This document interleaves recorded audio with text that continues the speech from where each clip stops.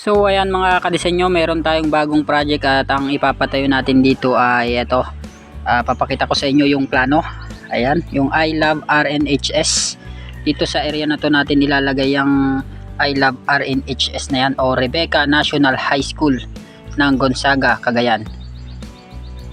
So dito ayan, sinisimulan na natin yung paghuhukay. Kasi yung ginagawa natin dyan, meron pang flagpole na ilalagay. At ito, magpuputol na rin tayo ng mga bakal na siyang gagamitin natin sa ating mga lettering o sa ating 3D lettering. Ayan, nagluto na rin yung kasama natin.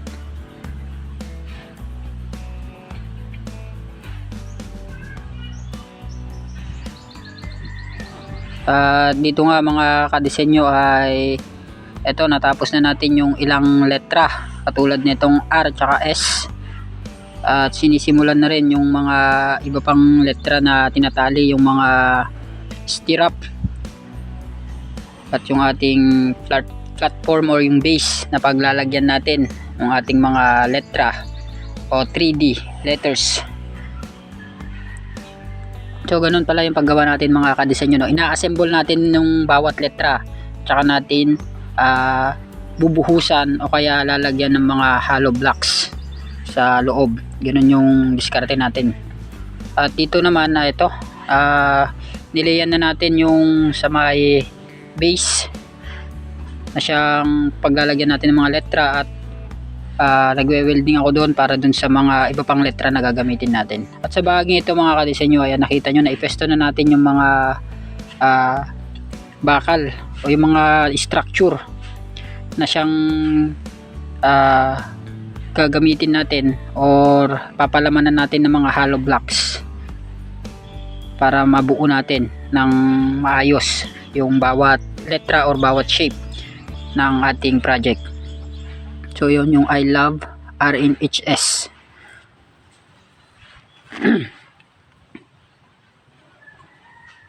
So ayun, sukat na rin natin yung bawat space ng ating mga letra. At dito mga kadisenyo, ayan, nasimulan na nating maglagay ng mga palaman dun sa loob or ng mga concrete dun sa bawat letra.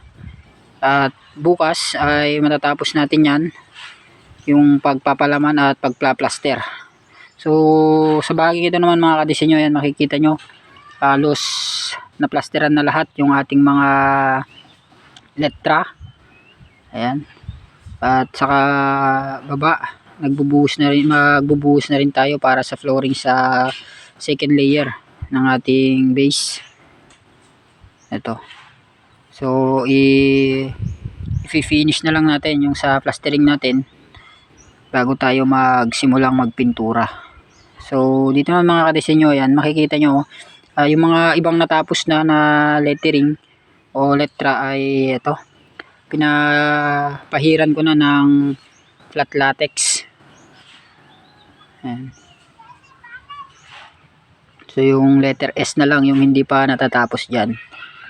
At ito na yung final coat o yung talagang pintura na ilalagay natin dyan mga kadisenyo. Ang kulay pala nito mga kadisenyo ay cheese ng Rain or Shine. At dito sa may def ng bawat letra, ang ikukulay natin dyan ay bright green ng Rain or Shine din. At lalagyan natin yan ng hanggang 3 coat ng sa ganun ay makapal-kapal at bago nating papahiran ng top coat. At dito mga kadisenyo ay sinasabay na rin natin yung pagta-tiles. So ito naman mga kadisenyo ay yung ribbon cutting. Dahil nga sa bahagi ito ay ito, patapos na yung or tapos na yung ating project. Ayan, magre-ribbon cutting tayo at yung first na flag raising ng mga bata. Kasi katulad ng sinabi ko sa inyo kanina, mayroong flagpole tayong ginawa dyan. At yun, makikita nyo yung tubo na yun. Yun yung nilagay natin na flagpole. So yun, yan din yung first flag raising nila sa project na yan o sa bahaging yan. At ayun na nga, inopen na sa kanilang mag-aaral yung tapos na project para sa kauna-unahan nilang flag raising ceremony sa area na yan o sa kanilang bagong flagpole at iconic marker. So ito na nga mga kadisenyo yung ating final na project. Ayan. So kita nyo na tiles sa baba, tapos yung mapapansin nyo yung side o dun sa ang design niya na yung tulad ng ginagawa natin na bricks design na semento lang yan mga kadisenyo, at napinturahan lang ng ganyan, at binagay din natin sa design ng kanyang tiles. So yung ginagawa pala namin mga ganito kadisenyo ay hindi siya paper finish, no, rough finish yung ginagawa namin na ganito para mas makapit yung semento, hindi siya magtuklap. Kasi pag finish, lalo pag outdoor, nagtutuklap. Kaya mas prefer namin ang rough finish. So yan yung plug pole nila. So yun. At ito na nga mga kadisenyo, yun. Natapos na rin tayo sa pag-rock garden. So ito yung ating finished product. I love RNHS. So sa mga nais palang magpagawa mga kadisenyo ay maaari kayong mag-comment sa ating YouTube channel or tawagan yung numero na makikita nyo sa ating description. Ayan, maraming salamat sa panonood at suporta mga kadisenyo. Hanggang sa muli nating videos.